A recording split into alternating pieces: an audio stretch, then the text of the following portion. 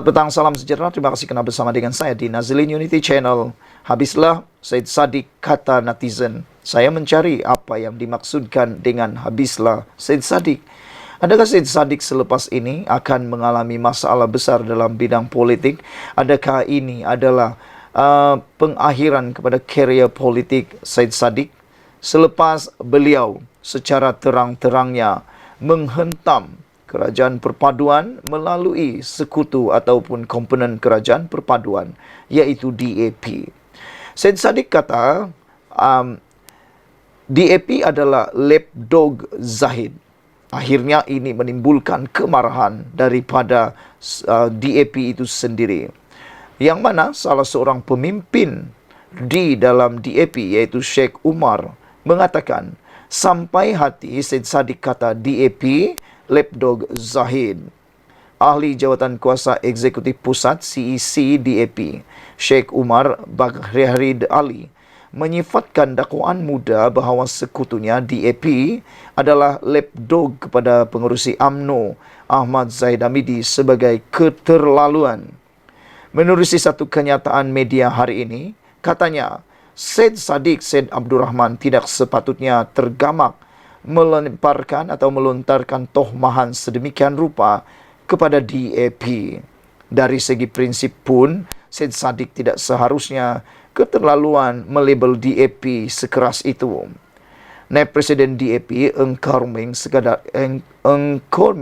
sekadar menyuarakan sikap yang wajar diambil oleh muda bersesuaian dengan posisinya yang mendukungi kerajaan perpaduan ketika ini.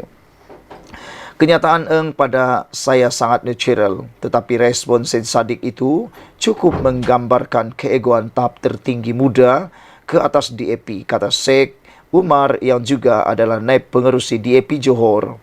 Isnin lalu, Syed Saddiq memberi amaran untuk menilai sokongan terhadap kerajaan serta turun ke jalan raya jika tiada penjelasan diberikan dalam kes mahkamah Zahid yang dilepas tanpa dibebaskan DNAA. Eng dalam reaksinya semalam berkata bahawa adalah lebih profesional untuk Syed Saddiq Syed Abdul Rahman membincangkan perkara itu dengan kepimpinan kerajaan hari ini. Menteri itu menambah bahawa DAP tidak akan sekali-kali menarik balik sokongannya kepada kerajaan pimpinan Perdana Menteri Anwar Ibrahim di sebalik kemelut yang menyelubungi pelepasan yang diberikan kepada Zahid. Mengulas kenyataan Eng itu, Syed Saddiq turut melabelkan DAP sebagai hipokrit, gila kuasa dan tiada prinsip. Sheikh Umar berkata Syed Saddiq seolah-olah lupa bagaimana setia kawan dan dukungan yang pernah diberikan oleh DAP terhadap dirinya dan muda. Meskipun ini berbunyi peribadi, tetapi terdetik di hati kecil saya. Sampai hati Syed Saddiq, katanya. Dia seterusnya mengimbas bagaimana kerjasama dan pengorbanan dilakukan oleh DAP untuk muda ketika susah dan senang. Bermula saat pembahagian kerusi pilihan raya negeri pada Mac 2022, sehinggalah pilihan raya umum pada November tahun lalu. Syed Saddiq tahu hal ini, kata beliau. Meskipun ia tidak semestinya menjadi faktor utama, Syed Saddiq patut sedar bukan sedikit yang telah DAP lakukan, sehingga Johor melahirkan kerusi tunggal untuk muda di peringkat DUN dan Parlimen. Sebab itu bagi saya, Syed Saddiq tidak sepatutnya tergamak melemparkan tohmahan sedemikian rupa kepada DAP, katanya lagi. Pada 4 September lalu, Mahkamah Tinggi Kuala Lumpur membuat keputusan melepas tanpa membebaskan Zahid daripada 47 pertuduhan pecah amanah, rasuah dan penggubahan wang haram membabitkan puluhan juta ringgit dana milik Yayasan Akal Budi. Keputusan itu dibuat Hakim Collins Lawrence Sekera selepas membenarkan permohonan yang dikemukakan Timbalan Pendakwa Raya Muhammad Dusuki Mokhtar ketika kes itu sedang berada pada peringkat prosiding bela diri. Sekian dulu untuk kali ini. Jangan lupa tinggalkan komen Anda, tekan butang subscribe. Bye-bye. Selamat petang, salam sejahtera. Terima kasih kerana bersama dengan saya di Nazilin Unity Channel. Saudara-saudara sekalian, ini satu pendedahan yang mana amat mengejutkan kita. Dipetik daripada FMT Free Malaysia Today. Muhyiddin satu persatu dilondehkan. Apa cerita? Ikuti terus ulasan ini. Jangan lupa bantu saya tekan butang subscribe untuk mendapatkan isu-isu terkini pada channel ini. Saudara-saudara sekalian, esok adalah pengundian untuk beberapa PRK bagi Simpang Juram dan juga Parlimen Pulai. Saudara-saudara sekalian, banyak perkara yang mulai dilondehkan dan banyak perkara yang mengejutkan kita semua. Hari ini semakin hampir PRK Parlimen Pulai dan Dun Simpang Jeram. Sabtu ini, besok, Muhyiddin Yassin harus semakin cemas. Kemenangan Perikatan Nasional PN dalam PRK itu terletak di bahunya. Sebarang kekalahan juga akan tertuding ke mukanya sebagai seorang pemimpin dari Johor. Tetapi seperti dilondehkan oleh seorang pemimpin Barisan Nasional BN tempatan, butir bicara Muhyiddin sebagai Presiden Bersatu dan pengerusi Perikatan Nasional menjelang PRK berkenan seakan-akan menawarkan alasan untuk jangkaan kekalahan yang menanti mereka. Dari awal lagi Muhyiddin kata Perikatan Nasional yakin menawan Pulai. Daripada Pakatan Harapan PH yang menang dengan majoriti 33.174 undi pada PRU 15. Jika 90% Melayu keluar mengundi dan memilih gabungan itu, ini beliau sebutkan pada Majlis Pengumuman Calon PN menjelang PRK Pulai dan Simpang Jeram pada 23 Ogos lalu. Kita sudah melalui banyak pilihan raya. Kerana dalam analisis PRU yang lepas, hampir 80% pengundi Melayu. Kalaulah di Johor ini 90% pengundi keluar dan 90% pengundi Melayu menyokong Perikatan Nasional, menang kita, katanya lagi. Ketika itu mungkin ramai yang tidak sedar. Tetapi seperti didedahkan oleh Ketua UMNO Pulai, Nur Jazlan Mohamed, belum pernah dalam sejarah pilihan raya di Pulai menyaksikan sehingga 90% pengundi Melayu keluar mengundi. Rasanya Muhyiddin pun tahu akan hakikat itu, tapi yang mungkin disiapkannya sebagai alasan jika Perikatan Nasional tewas dengan menjadikan peratus Melayu keluar mengundi yang lebih rendah daripada 90% sebagai asbab atau sebab mereka kalah. Muhyiddin juga tahu Pakatan Harapan akan menang di Pulai. Kerana itu juga dia melontarkan matlamat yang hampir mustahil.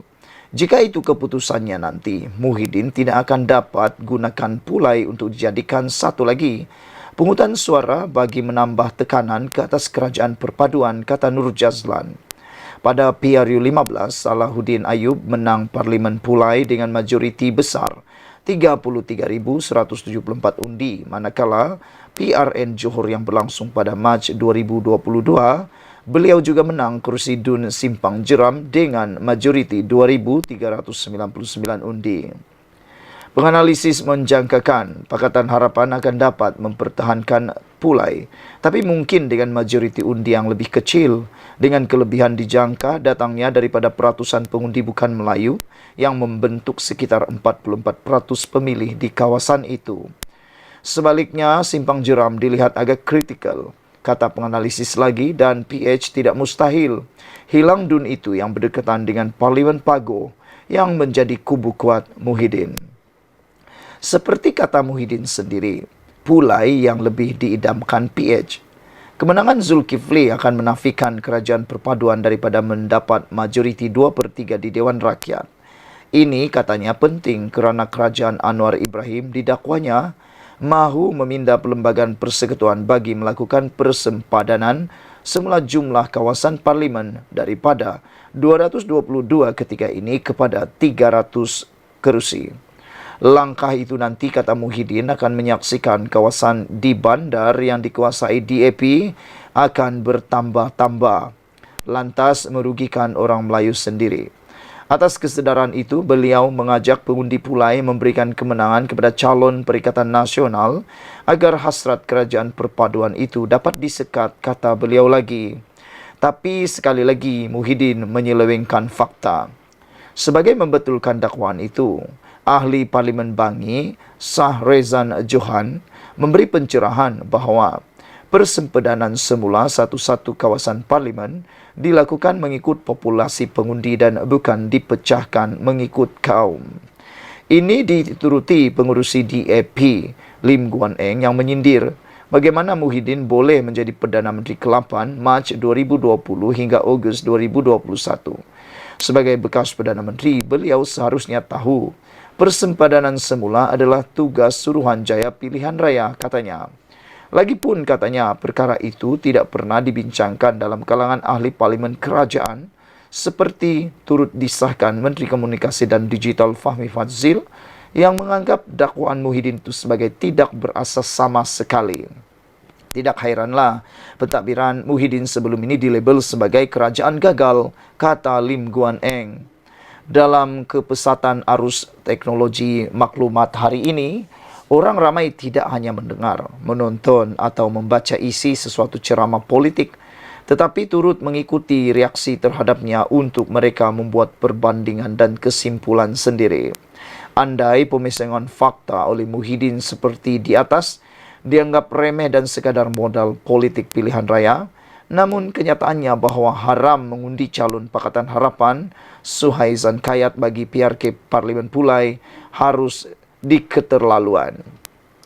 Dikenali daripada keturunan Tok Guru dan sudah menukar songkok kepada Kopia, tapi sejak berkawan rapat dengan PAS yang dahulu dimusuhinya, Muhyiddin dilihat lebih daripada sesetengah pemimpin PAS sendiri yang sewenang-wenangnya mengeluarkan fatwa asalkan menguntungkan diri dan parti. Ia malah turut mengundang reaksi serta-merta Mufti Kelantan, Muhammad Syukri Muhammad, yang menegur tindakan sesetengah ahli politik mengeluarkan fatwa haram kepada pihak tertentu dengan sewenang-wenangnya. Beliau tidak menyatakan siapa, tetapi ia jelas dibuat selepas ucapan Muhyiddin pada ceramah perdana di Dataran Utama Kempas, Johor Bahru, Sabtu lalu. Selain ia mendapat teguran Presiden UMNO Zahid Hamidi dan timbalannya Muhammad Hassan, Ketua Polis Negara Razorudin Hussein berkata, siasatan terhadap Muhyiddin dilakukan mengikut Seksyen 505 dalam kurungan B Kanun Keseksaan kerana mengeluarkan kenyataan yang menimbulkan ketakutan dan kegentaran awam serta Seksyen 233 Akta Komunikasi Multimedia. Namun, seperti kata Nur Jazlan, rakyat Johor tidak akan termakan fatwa seperti itu kerana mereka mendakap kemajmukan negeri itu di samping telah dididik mengenai agama menerusi sistem kerajaan negeri yang telah melahirkan orang Melayu yang berpengetahuan tinggi mengenai Islam. Lantas, slogan Selamatkan Islam termasuk yang dilaungkan Presiden PAS Hadiawang tak laku di Johor. Muhyiddin yang hanya 49.4% calon bersatu menang berbanding 107 daripada 127 calon PAS atau 84.25% menang untuk beliau menumpang kejayaan besar Perikatan Nasional dalam PRN 12 Ogos lalu semakin mendepati dirinya dilondehkan. Terbaru, semasa berucap pada Majlis Ceramah Mega Perikatan Nasional di Markas PAS kawasan Bakri, lalu Muhyiddin menyifatkan Perikatan Nasional tidak dapat membentuk kerajaan selepas PRU 15 walaupun pada awalnya sudah memperoleh jumlah kerusi secukupnya bagi kemenangan sebagai kemenangan yang tertangguh. Nampaknya begitulah juga dalam waktu terdekat ini. Artikel ini adalah pandangan penulis dan tidak semestinya mewakili FMT dan admin Nazilin Unity. Sekian dulu untuk kali ini. Jangan lupa tinggalkan komen anda, tekan butang subscribe. Kita jumpa lagi. Bye-bye.